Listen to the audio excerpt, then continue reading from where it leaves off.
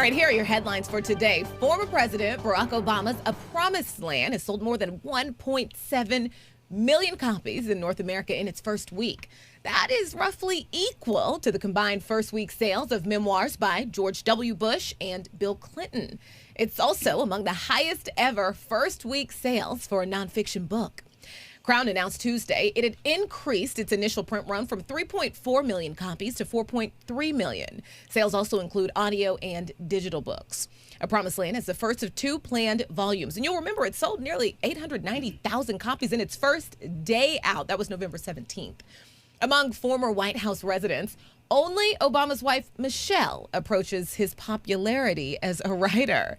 Her book, Becoming, was published in 2018. It has sold more than 100 million copies worldwide and is currently in the top 20 on Amazon. That's probably also thankful to me because I'm one of the people in those people that make it up of the top 20 because I'm reading Becoming right now. It's a great book. It's a long book, but it's nice. And I'm listening to the audiobook and Michelle narrates it. You know, the other day on Jimmy Kimmel, I saw Obama there and he was talking about their sales in a little like joking competitive way. Yeah, it was really cute. And but then he said, look, Michelle's fine with my book doing well because you know what I mean? The more book sales, the better it is for the household. Right.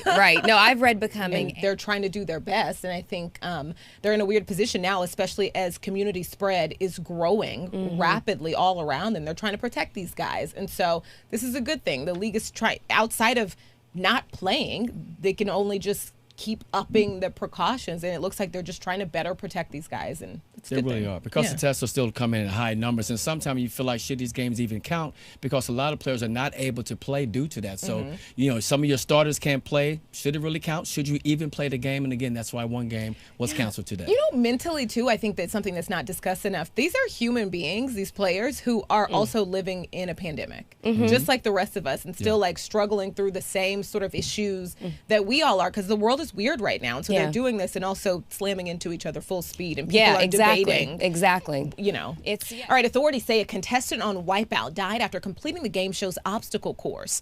The Los Angeles County coroner spokesperson says the man in his 30s and was declared dead at a hospital shortly before 7 p.m. Wednesday. Excuse me, he's in his 30s. Right now, the cause of death has not been released. The man's name is also being withheld until relatives can be notified.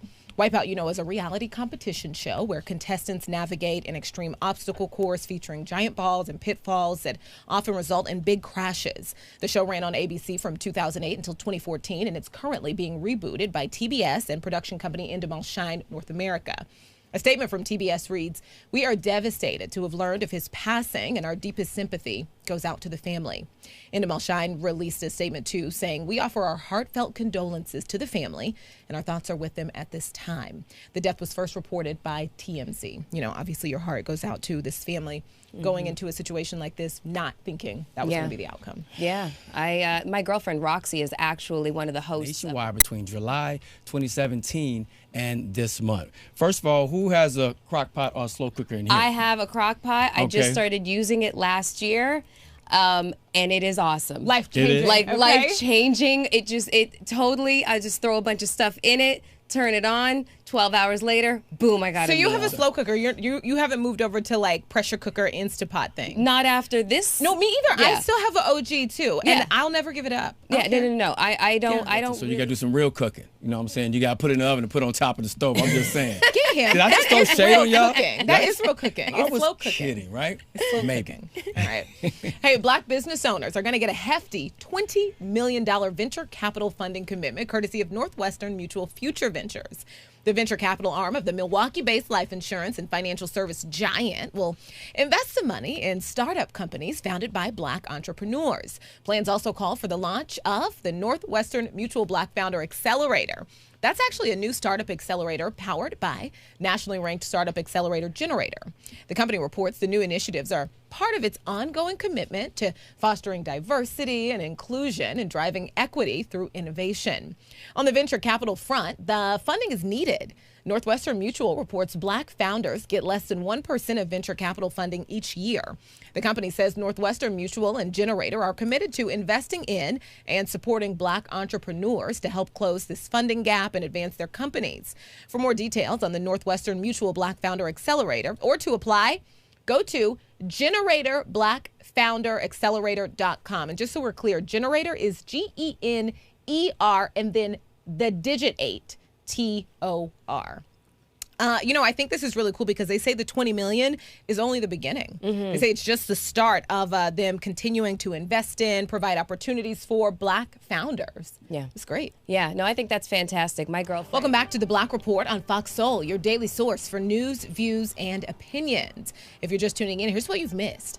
Former President Barack Obama's book sales soar. Dave Chappelle asked Netflix to take the Chappelle Show down. R. Kelly's sex trafficking trial is set for April. The NFL expands its mask mandate. A contestant dies after completing a WIPEOUT obstacle course.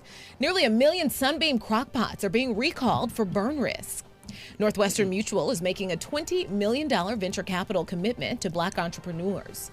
Nike celebrates the power of dance and the enduring strength of Black women. Meghan, Duchess of Sussex, revealed she had a miscarriage. To get the full scoop, download the Fox Soul app to watch today's The Black Report. We are also on Roku, Apple TV, YouTube, Samsung, and Fire TV.